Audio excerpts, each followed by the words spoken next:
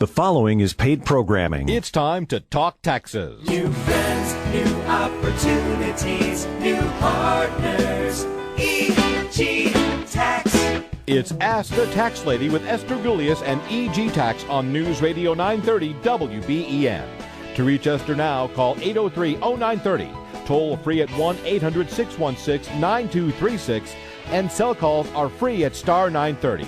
And now, live from the WBEN studios, it's Esther Gulius. Hey, everybody, this is the Tax Lady, and this is our hour to talk taxes. And so if you got any questions, comments, haven't filed in how many years, Chris? What did you do yesterday? How many years recently? 7 years. That's Chris Fabian. And he told me he knew someone who hasn't filed for 26 years. Is that the guy that was so afraid to file?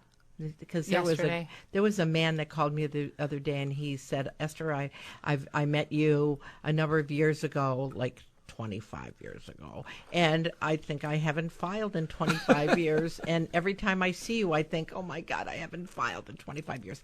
And I said, you know, what that means, the reason they're not after you is because you're getting refunds, and they're keeping your money. Yep.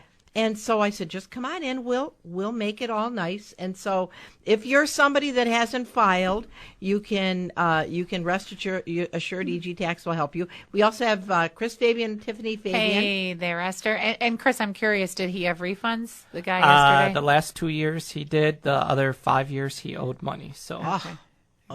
So that's not so good. Well, but it's good because he got the refunds, right? He'll get those. No, because he's got the balance due. I know, so. but they weren't lost. I mean, he sort of planned it okay. Because after 3 years, what we're saying is after 3 years, you lose your. If you don't file within the statute, which is 3 years, if you lose that statute year and you file late, then they keep your money completely, and that's a big penalty. And for him, it was a good thing he came in because 7, 8, 9, the IRS determined their own return for him and already took enough money from his pay to cover 7, 8, and half a 9. Well, when we did the return, it was less money he owed, so it's not going to be as bad as... Oh, that's great. Yeah, because what we should say is that the IRS will be kind and they'll prepare returns for you, but the answer will be generally worse than if you prepare your own return. She's kidding. They're not kind. They do it the worst way possible to motivate you to file the return. Yeah. Right? So if you're somebody also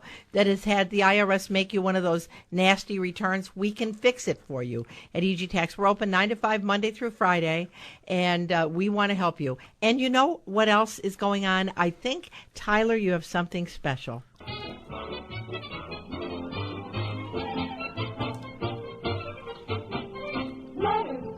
We get back and stacks of letters. Perry. That is so good. All right, guys, and we played it. We got in the studio, and I said to Tyler, we want to talk about the letters from the IRS in the state of New York. And I said, letters, we get letters. And he says, what's that from? I said, my gosh, it's from the Perry Como show, like 1,000,000 years ago. And he found it. Isn't he great? That's remarkable. But anyway, if you're out there, you know this has been like unbelievable time. The IRS is just killing themselves with letters, right? Well, not just them, New York State, too. Right. And I will tell you, yesterday I think I saw like 5 or 6 people with letters or 7 people with letters. Not one of them owed what the letter said. Yep. Not one. I think of the 5 or 6 people I saw, I think 4 of them didn't owe anything, and 1 or 2 of them owed maybe 10% of what they were billed. So if you're getting letters, don't just pay it. EG Tax will help you. Call us at 632-7886, Monday through Friday, 9 to 5. We will help you and help you sort it out. Yeah, one of the letters that I got on Monday was a client of mine that I did an amended return for, and Chris maybe ended up helping him. And the IRS hadn't processed the amended return, and Chris says, well, can't you look up in their system? And they said, this was from a year ago. And they said, no, mail us another copy of the amended return. Because they misplaced it. Right. Along with the emails from the lady from the IRS that they're trying to get. Anyway, I'm Esther Gulius, the tax lady from EG Tax, and this is almost July. And you know what that means? Vacation? Yeah, that's true. That Lots I'm going on of vacation next weddings weekend. and No, but it means that half the tax year's over. Yep. And so we want to talk about mid-course corrections today. That's kind of our topic of the day. But, of course, we'll talk to you about anything that you want to talk about. If you call us at 803-0930, 803-0930, star 930 on a cell phone. But I'll tell you, this being half the year, when you're driving your car and you're listening to us, please do something about what we're talking about. God, I can't believe half the year is already over with. Yikes. But yeah. How do you think I feel? I mean, I'm telling you. Yeah. Yep. But anyway, here we are in the middle of the year, and you want to make sure that you are all set. Like, for instance, have you done a budget or tax plan since the beginning of the year? And number one, are you saving money? And the easiest place to save it is in your 401k, 403b, simple SEP, a pension plan, right? Especially if your employer will match it, and if you're in that kind of situation and you aren't in your pension plan, shame on you. That's right. I mean, look at if you only put away $1,000. The employer in that situation probably is going to match it the full $1,000 because they usually do a percentage of your salary. So if your salary is $30,000 and they do a 2% match, then they would match up to $600, right, Chris? Yep. So I mean, and it's free money. Yes. That's a no-brainer, but it's just a no-brainer. Sometimes people are like, I'm not going to be there long, or I'll get around to it. I mean, there's somebody who worked for us for 8 years, and they hadn't done it for the 8 years, and I don't think that was their intention. But before you know see, the whole thing is, even if you only save, if you put in your pension plan, $10 a week. Right. I mean, that's like 2 lattes, right? That's $500 a year. If your employer does the match, that they're going to put in $500. So in essence, you're throwing away $500. Now, somebody on the street that stopped you and say, "I want $500," you would say, "No way, Jose!" Right? That's right. But we throw it away all the time. When we have young students come in and we say, you know what, take that $5 or $10 extra out each paycheck, so you don't owe at the end of the year, and you won't miss it after the first paycheck. You won't even realize. And it's the same thing with putting the money away in your pension plan. It's exactly right. But worst thing is many people just don't even know. They haven't gone down to HR. They don't even know if there is a pension plan. So promise yourself that on Monday morning if you're not in a pension plan, that you're going to do that. Another thing is, are you putting money into investments? Right. Are you saving some money? Are you spending less than you earn? Yeah, I think I've said it before. Chris and I, a few years ago, we set up an Ing account, and they take out, I don't know, $50, $100 a month, and we use it to buy stocks. And our stocks are up how much, Chris? $600. Well, there you go. But Well, they're up. they're up. Not down. They're up. They're up. Yeah, They're up. and so, like the financial guys say all the time, diversify. So do a pension, do some investments, I think they mean by different types of investments. Well, but obviously, whatever you do, you want to set aside some money because if you don't plan on dying, you're going to hope you have some money for retirement. And then the other thing is pay down your debt. Right. There's nothing as onerous as paying 25% interest on your credit cards. And having credit card A to pay for credit card B, and your credit is in the pooper and everything like that. And let's face it, that's how credit card companies make money, by you paying the high usury fees, and they're hoping you don't pay it and that you pay their fees. That's right. I'm Esther Gulius, the tax lady from EG Tax, 8030930, 8030930, star 930 on a cell phone. We're going to take a short break. We're going to be on the other side and answer the calls from Mike, Bob, James, and John, and your calls right after the break. Wait, oh yes, wait a minute, Mr. Postman. Wait, hey, Mr. Postman. Mr. Postman, look and see. You know what he's got? He's got the letter in the bag from the IRS in the state of New York. And if you got one of them, call EG Tax. Don't pay it. It's, that what they do is they run all the things they got, 1099 forms and everything, and they compare it against your tax return. Your tax return, like for instance, many times a a taxpayer will think, I sold stock and I lost money, I'm not going to put it on. And then you might have sold it for $40,000 but paid $50 for it, and you don't put it on your tax return. The IRS just taxes you on the whole $40. So then you have to amend the return, do the Schedule D, and do everything correctly. And probably, wouldn't you think that that's one of the biggest things? Yes, yep. That's what the guy on Monday was about. It was a sale of stock, and I did an amended return, and they lost. Well, the I mean, amended and return. just yesterday, one of my other clients, they called kind of panicked. Oh my God, I can't believe you did my return and you screwed up, and now we got this bill. And I said, don't worry, most of these things are wrong. And they came in, but they had taken the time then to look at the letter. Right. And basically, it was a completely wrong 1099 MISC. Somehow they took his brother's 1099 miscellaneous, and the company he had worked for, they both had the same last name, and they used his Social Security rather than his brother's. Can you imagine if you went to a doctor and they used your brother? They chop off wrong lives all the time. I also wanted to say on Monday there were a few letters about gambling winnings and gambling losses, so don't forget to report those. Right. You know, don't. Well, we better talk to Mike in Niagara Falls. He's been waiting for a long time. Hey, Mike, how can we help you? Thank you very much for taking my call. You guys are excellent. Thank you. An absolute asset to the community. Hey, I have a daughter who went through 4 years undergrad, and I was able to take for each of those 4 years the $2,500 credit. Yeah, the American Opportunity Tax Credit. Yep. Exactly. This next year, she's going to be in med school. Okay. And good old mom and dad are going to help her out with that, at least for the first maybe year or two. Okay. The question is there anything left for me within the tax code that's going to allow me to, I know I can't continue that because I think that was just for undergrad. That's right. It's only for the first 4 years. It's 4 years maximum, even if somebody hasn't graduated. Like, let's say that they're kind of a career college student and they just never, ever get out of school. You can't take the American Opportunity Tax Credit for more than 4 years. Now, okay, but there is something. Let me ask you, how old is your daughter? She's 22. All right, she's 22. She's obviously a genius.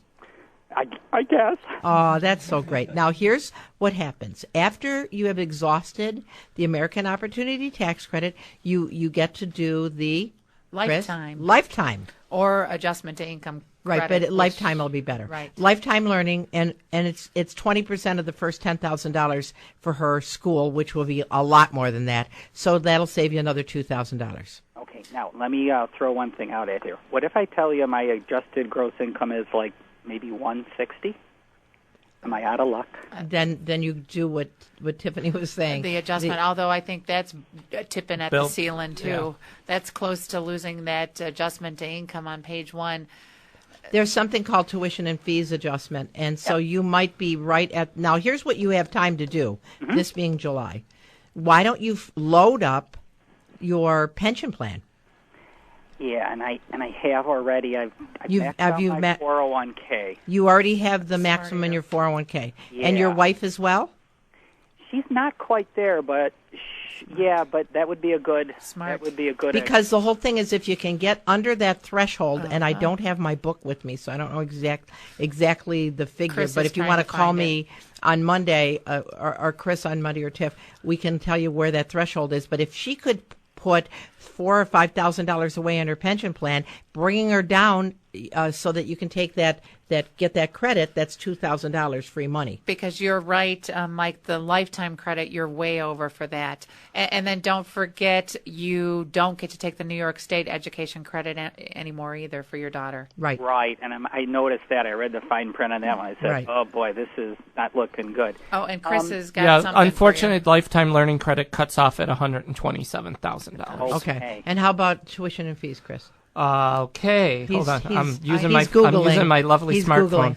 Googling. But for those of you listening, if you're right at that threshold and you can utilize your pension plan at work to put money aside, it's still money there. Remember, you can borrow money against your you can take money out of your IRA for college too and have it not be penalized. So putting money into your pension plan to get that adjusted gross income down so you can get those credits makes a lot of sense. Sell so any loser stocks. You can yeah, get up do you to have any 3,000. stocks Okay. that you might sell to reduce to take the $3,000 loss, Mike?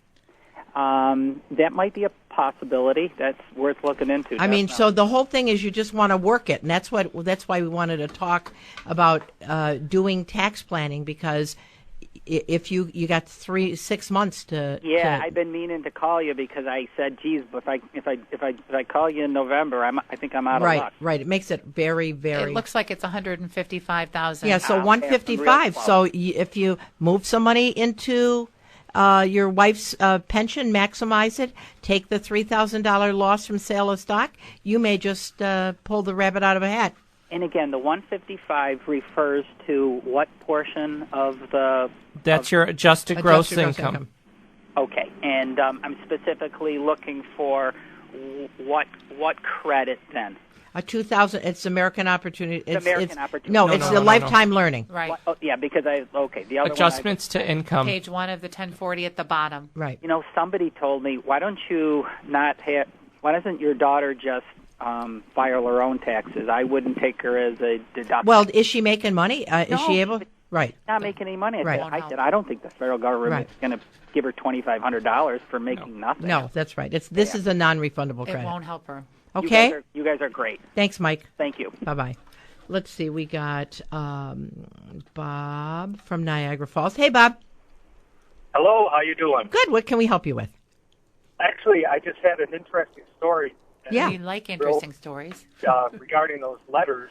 I got a letter, I'd say about 6 years ago, and it said I owed the IRS $28,000 Uh-huh. for that year. Oy, that's a lot of bread. Well, they were actually really nice. I was able to work it out over the phone and send them, documentation. And they were what had happened is I'm an independent contractor and I do music for a living. Mm-hmm. And one of the jobs paid me $700. Uh-huh.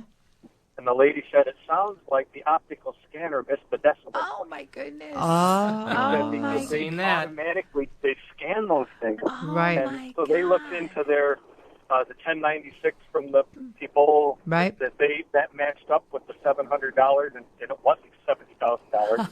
Boy. And they sent me in follow up. They sent me a letter saying that everything was proof and everything was fine. Isn't that So great?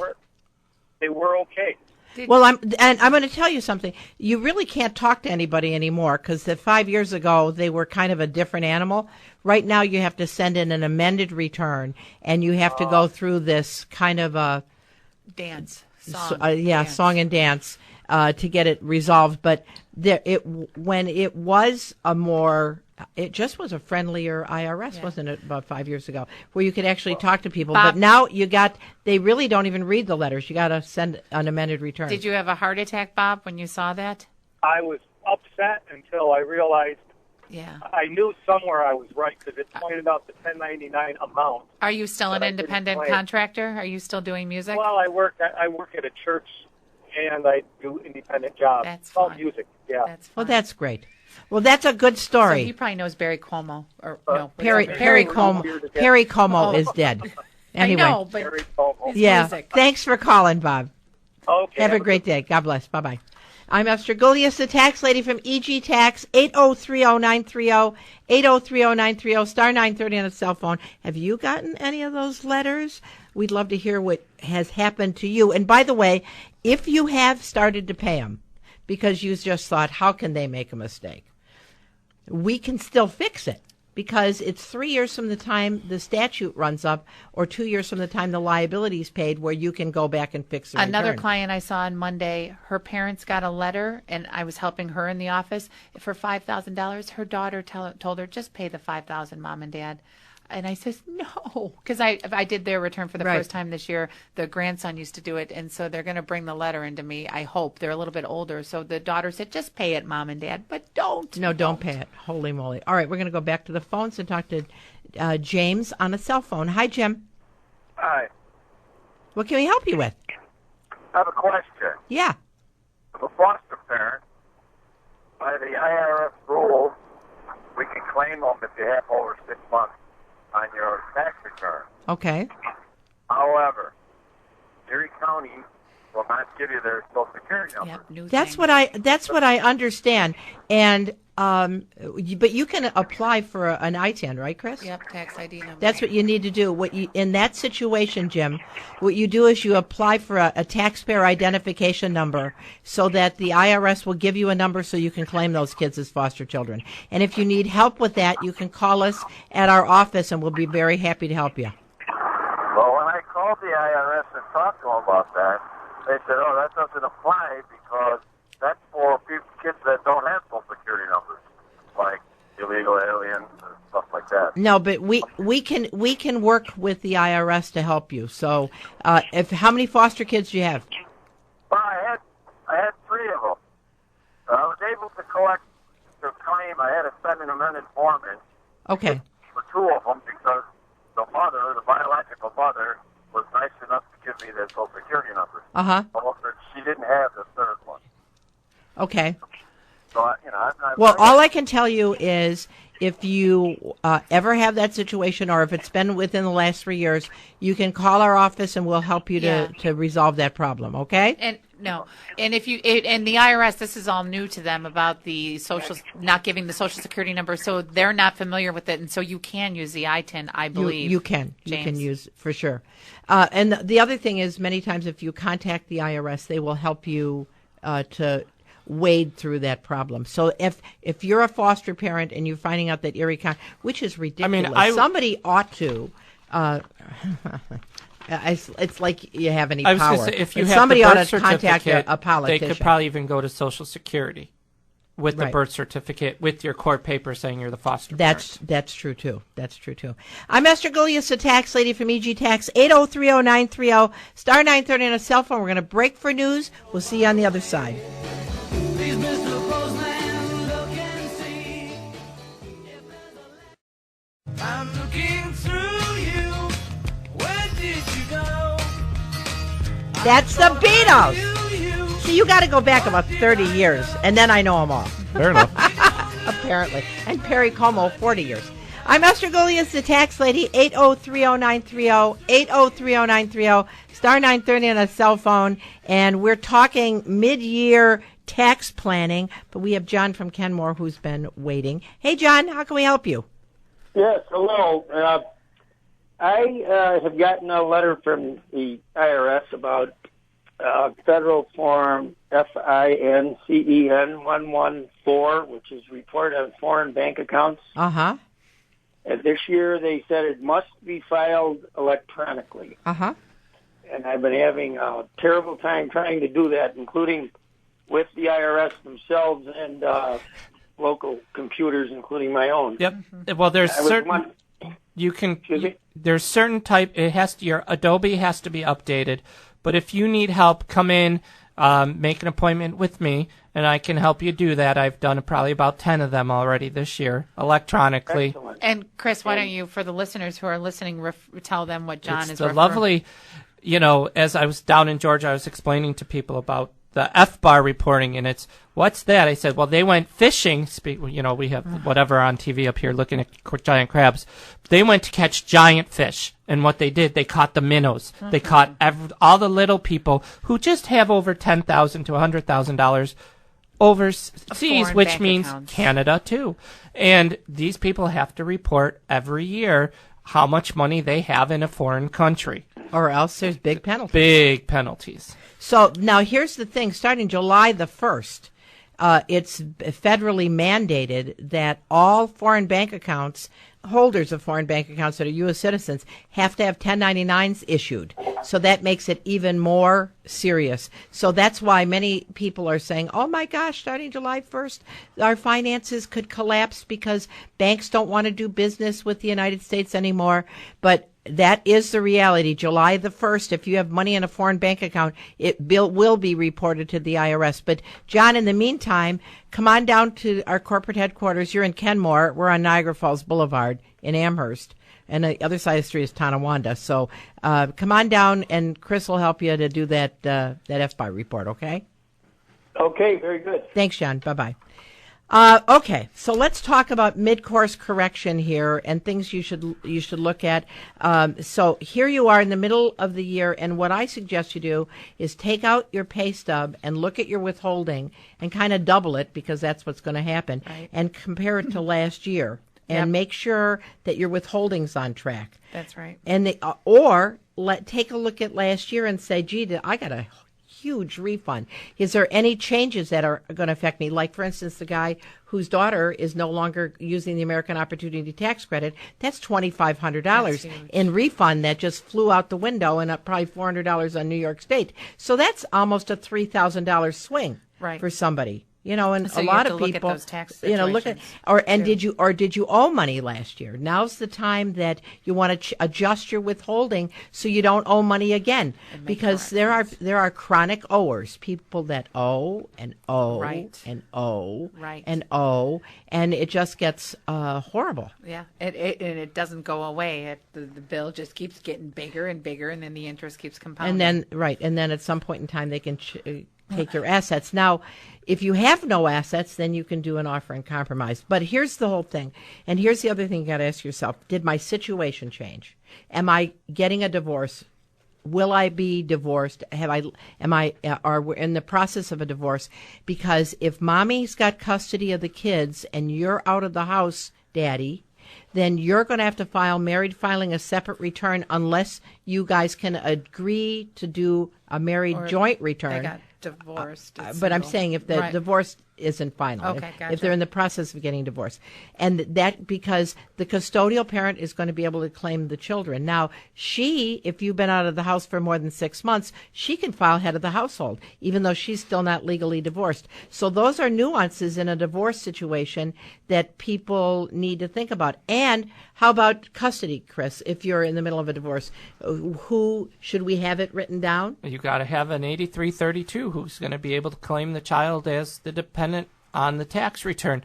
Just because that piece of paper, that divorce decree states that Bobby gets to claim them, even though they don't live with them, means nothing unless the form 8332 is signed by his ex-wife. And the thing is, before that ink dries on the paper, that's when you want to deal with it, because after the divorce and your attorney's been paid, then you want to call and get it taken care of. It becomes really a whole big issue. So get that custody issue resolved. And that release of claim form that Chris was referring to, you can fill it out for multiple years. So I think Esther raises a good point. While you're at the table, have it signed then. Right, while you're hammering everything out. Right. The other thing is, what if you're a widow? What happens if your spouse passed away? Right. That's a change in situation. Yep. Absolutely. You're Big going change. to go back to single, or if you have children, you could become a qualifying widower. But if children. your spouse passed away this year, you're still married. You're still married, right? Yep. And if you have, and then next year, I just had a client yesterday that came in, and his wife passed away. They have no children, so he then reverted to a single taxpayer, which meant he lost her personal exemption, he lost the favorable filing status, and he ended up owing money. Yep. So again, we're talking about looking at situations. How about if you're recently married? That's completely different, because maybe before you had children and you filed head of household, now you're married, and so it's a horse of a different color, and you really want to investigate that. Or sometimes when you get married, it changes the ramifications if you have no children, and you'll find out that your refund was better when you were filing single and single. So, I'll tell you, especially if she had children from another relationship and she was getting an earned income credit. Right. That's a gigantic change. Yeah, I do a tax return for a same-sex couple, and they're not getting married because of that situation. And so, that's true. Many same-sex couples have found out that what they fought for to be married is costing them a fortune in taxes. Yeah. How about a new child in the home? This is usually a good thing for tax purposes. You get that child tax credit, you get the extra credit for the exemption, and the maybe Empire dependency, credits the dependent care credit. There's a possibility of the child tax credit on the state of New York once the they child's hit 4. Yeah. So those are things. I'm Esther Gulias, the tax lady. 803-0930, 803-0930, star 930 on a cell phone, and we're talking about things that how your situation has changed. What have you purchased a home this year? That can be good. A lot of times you want to pull out that HUD form to see what interim interest and any loan originator fees, but that can be something you definitely, give us a call and we'll tell you what you can write off and things to take into consideration. Because maybe you bought a double and you rent out half That's of it right. too. How about if you sell your home? Well, depends if it's personal or business related. Personal related, as long as you lived there 2 out of the last 5 years. Single didn't make more than a profit of $250,000, and married filing joint $500,000. You don't have to worry about anything. It's tax free. Yeah. We were with a client the other day, and she had a personal residence that she owned for 2 out of the last 5 years and 13. And then she had a rental, and they moved back into the rental and sold the other house. And she goes, well, what about her tax consequences? And the good news is, because she moved into the rental, she doesn't have to add back any of that depreciation. Now, when she goes to sell it, then that's when it becomes taxable. Right. So but at least the gain from that point on, she would be, if she lives there 2 out of the last 5 years. How about if you inherited money? Right. Tax-free? Maybe. Possibly. Unless it's from pensions or it all annuities. depends from where. If it's from an IRA. Well, then that's taxable. Right. If it's from a pension, if it's from an annuity, if it's just cash, but maybe it might be stocks. So all of those things are handled differently. Right. Right.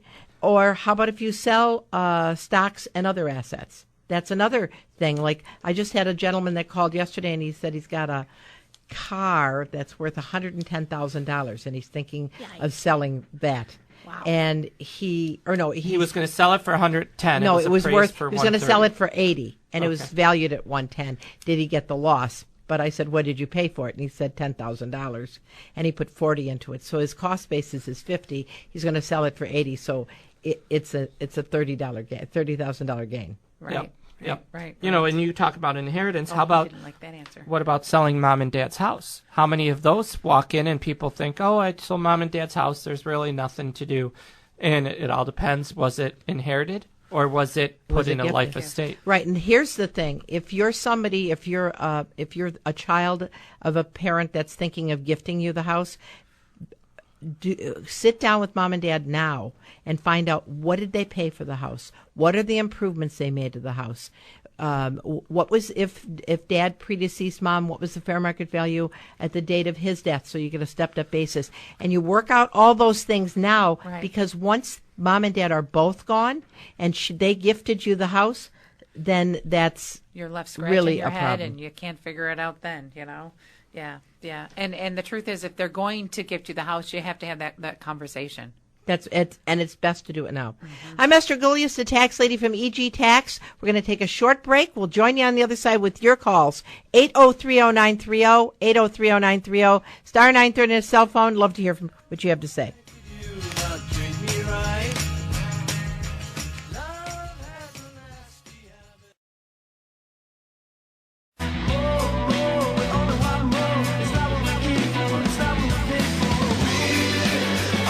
Okay, who is it, Chris?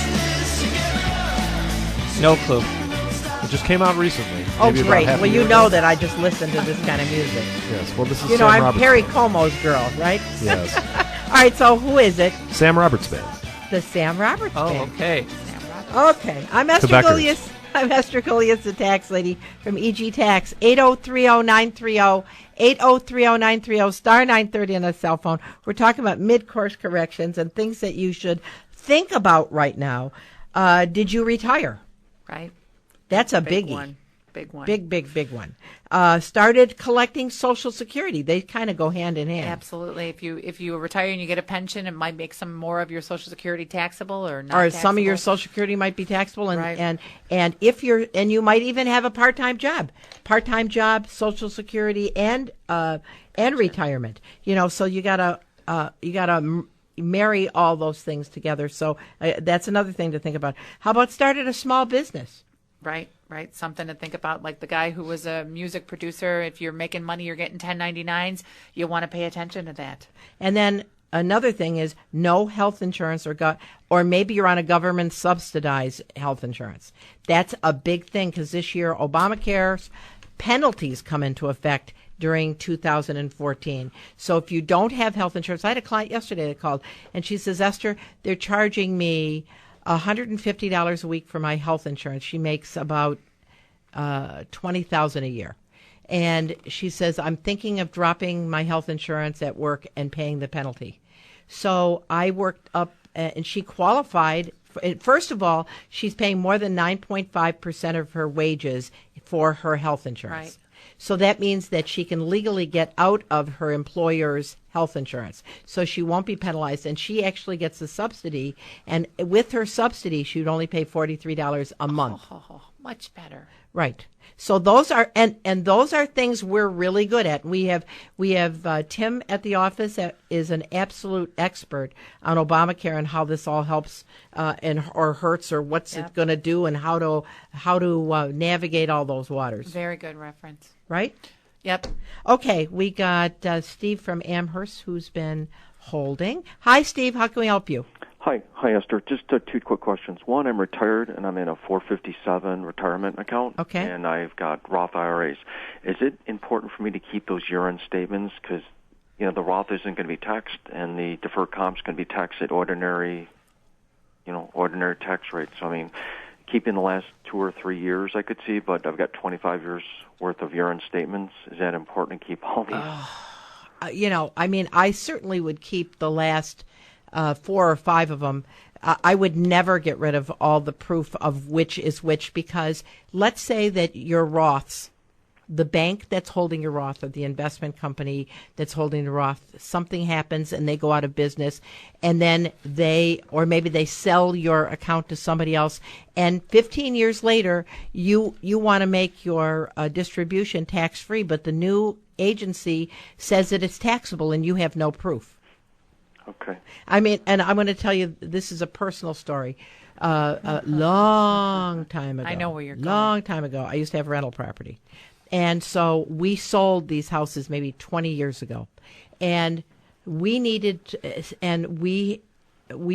prove that we had insurance on these houses 25 and 30 years ago. And we had gotten rid of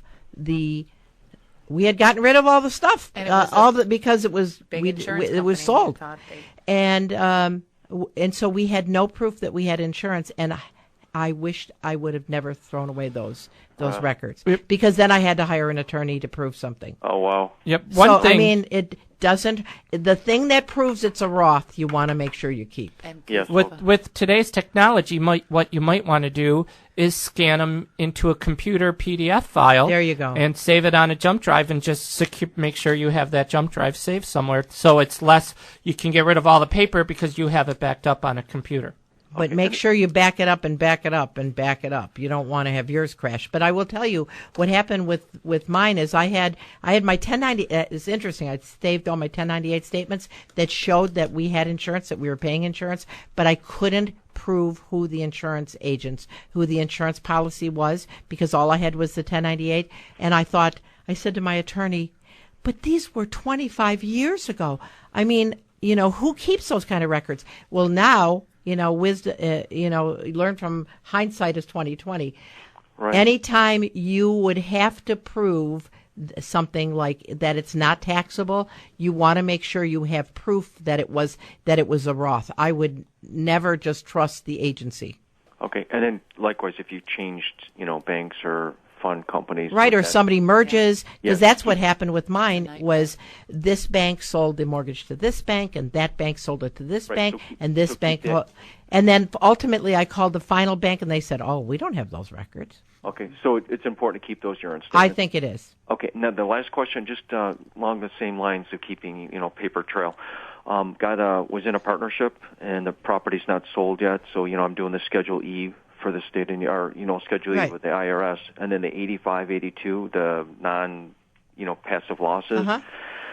Do I have to keep, because it's redundant, I'm repeating the same information every year on those? It's been 8 years or 6 years. Do I have to keep? Do you have passive losses, or are you taking the losses? I'm not taking them. They're just past loss, but we haven't taken any because wait. So your income, you have income over $150,000. Rainy day losses. Oh no, this is going to be a loss. So, and I no. When Steve. you incurred the losses, was your income over $150,000? Oh no. Were you actively participating in the rental activity? Nope. Oh, so you got to save those then. Oh, I have to save them. Oh yeah. Okay. You have to because, all right, so let's make it sublime. You sell it. You take all these losses that you weren't able to take. You offset the gain with it. And the IRS, and they just did this to one of our clients, comes in and says, would you please substantiate how you came up with these losses, these passive losses that you didn't. And we had to come up with every single thing on the audit. So, yes, you want to. Sometimes paper trail is important. Yeah, it is. You're doing good. Okay? Thank you very much. Thanks, Steve. You Bye-bye. raised some good points. Well, here's our buddy from Georgia. Hey, Larry, how you doing? Well, Miss, doing fantastic. Hearing your angelic voice. Thanks, Larry. What's new? Okay, well, brief background: 65 plus, semi-retired. Thinking seriously about investing in a vacation home, perhaps overseas. Now, I own my house free and clear. I was thinking maybe doing a home equity loan for that. But Esther, I want to ask you: are there any unique tax consequences or things I have to think about when buying a house, a vacation home overseas? Are you going to rent it out? Probably not, but there's a slim chance I might, but probably not. Okay, so as far as the property taxes and mortgage interest, that's going to be deductible if you're an itemizer, and that's about it. The only thing that I'd caution you on is to make sure that there's good ownership protection in the foreign country to make sure that they wouldn't just kind of swoop down one day, Larry, and say, oh, Larry from Georgia, we don't like him. We don't think he really owns this place. Make sure that you have good title. Good advice. Esther, thank you, sweetie. You're welcome. Bye-bye. Bye-bye. I'm Esther Gulius, the tax lady from EG Tax. We probably don't have any more time for any more phone calls, but we want to finish up our... And then I was going to say, if he was renting it out, that's what you wanted to talk about, the rental income if he was in another country. Right, because if you have rental income from another country, then that's kind of that FBAR thing. That's right. Yep. That's right. So, and the FBAR thing is really important because if you have income from a foreign country, you have to report it specifically to the Internal Revenue Service, and they have a lot more teeth in the program starting July the 1st. All right, things you need to change. Is we always talk about this is when you take a look at last year's return, maybe you should change your W-4 at work. Right. You know. Right. Because if you had a big refund, get the money up front so you can fund your pension plan, right. Pay off your debt. Change your withholdings through New York State, too, something to think about. Or maybe if you have Social Security withholding and you should stop, cease, or increase your Social Security withholding, too. Right. And then the other thing is when you're looking at mid-course corrections, things of that nature, are you realistically looking at your expenses so that you can plan and put money in your 401k and an IRA and things of that? Maybe you have to modify your budget. Maybe you should reduce your spending habits. I mean, learning how to live on less of your money would be really good. And what if you're somebody that owes the state of New York or IRS payment programs? We can help you with that. Maybe offers and compromise. Yeah, right. That's right. Let's see. And then obviously you want to get.